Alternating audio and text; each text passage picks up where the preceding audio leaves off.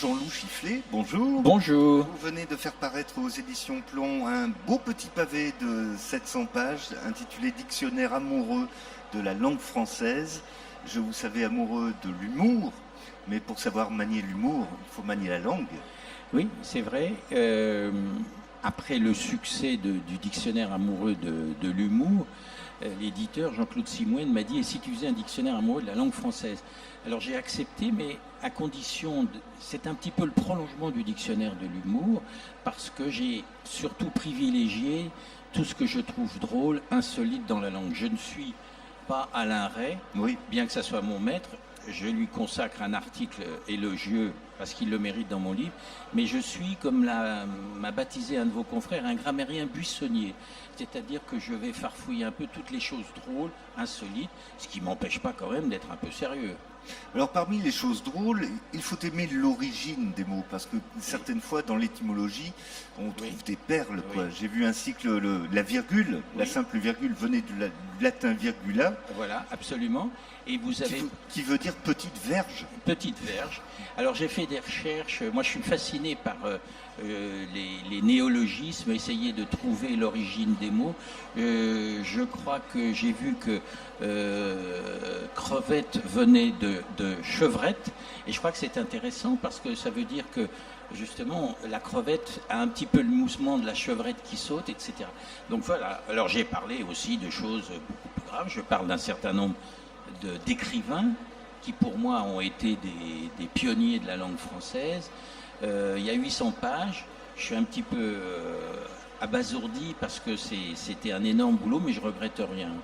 Il y a beaucoup d'auteurs qui ont défendu la langue française, d'Hugo à La Fontaine, en passant par Molière. En passant par Molière et Montaigne. Là, j'ai eu un petit débat avec mon éditeur, puisqu'il a voulu mettre Montaigne sur la couverture. Moi, j'hésitais avec La Fontaine, parce que je pense que La Fontaine est ou Victor Hugo. Et puis, il y a un certain nombre de poètes, des gens comme Aragon, Éluard, tous ces gens qui ont inventé des mots. Et c'est surtout pour ça. Alors, vous savez, le dictionnaire amoureux, ce que j'aime bien, il y en a quelques-uns ici, c'est que quand on est amoureux, on est forcément subjectif. Oui. Donc mon livre est totalement subjectif. J'ai choisi par exemple Colette, parce que j'aime bien ce qu'elle fait. J'aurais pu choisir un autre auteur. J'ai parlé de Victor Hugo, j'ai parlé de Montaigne, mais il y avait d'autres choix à faire. Mais quand on est amoureux, on est subjectif, et c'est le propre de cette collection, c'est choisir ce qu'on aime, uniquement ce qu'on aime.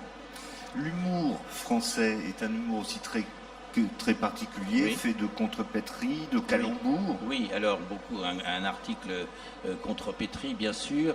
Je me souviens, j'ai commencé mon article en rappelant qu'un des pionniers des calembours, de la contrepétrie, c'était Coluche, qui en 1960, je crois, avait transformé Mammouth écrase les prix en Mamie écrase les proutes. Bon, voilà, tout est dit. Il y en a, et puis j'ai cité tous les plus grands, Prévert, Hugo, tout le monde s'est lancé dans cet art. Par contre, le calembour, par exemple, Victor Hugo détestait les calembours. Il adorait les contrepétries. Il adorait aussi ce qu'on appelle le zeugme. Le zeugme, c'est une figure de style assez étonnante. C'est lui qui avait inventé ce zeugme en disant vêtu de probité et de l'impropre. C'est-à-dire qu'on met deux choses qui n'ont rien à voir. Et Desproges, lui, avait fait le zeugme par excellence. Je le cite dans mon livre. C'est après avoir sauté le petit déjeuner. Et sa belle-mère, il reprit courage et un croissant. Voilà. Alors c'est truffé d'exemples comme ça. Les dictionnaires sont aussi nos amis. Oui. C'est un bel objet. Oui. Alors le dictionnaire, je m'incline devant les grands, bien sûr, devant Larousse, devant Alain Ray, toujours le patron du Robert. Mais je crois que celui qui est à mon avis, le plus à qui je rends le meilleur hommage, je crois que c'est Littré. Parce que, alors Larousse, bien sûr, le Larousse du XXe siècle, 17 volumes, j'ai la chance d'en avoir une collection, c'est collecteur, mais c'était complètement réac. Il y avait des choses absolument incroyables sur le plan encyclopédique. Tandis que Littré, c'était vraiment un très grand bonhomme, c'est vraiment le père fondateur des dictionnaires, et c'était Louis Hachette qui lui avait demandé à l'époque de faire un dictionnaire. Il a passé toute sa vie. Et puis vous avez Furetière qui a fait un dictionnaire contre l'Académie française. Et puis beaucoup de dictionnaires amusants.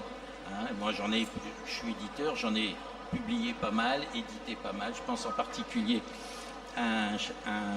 au feu Raoul Lambert, qui travaillait à la Dépêche du Midi, qui m'avait fait un livre très très drôle qui s'appelait Le Dicodingue, où il inventait des mots, etc. J'en ai cité une bonne dizaine ici.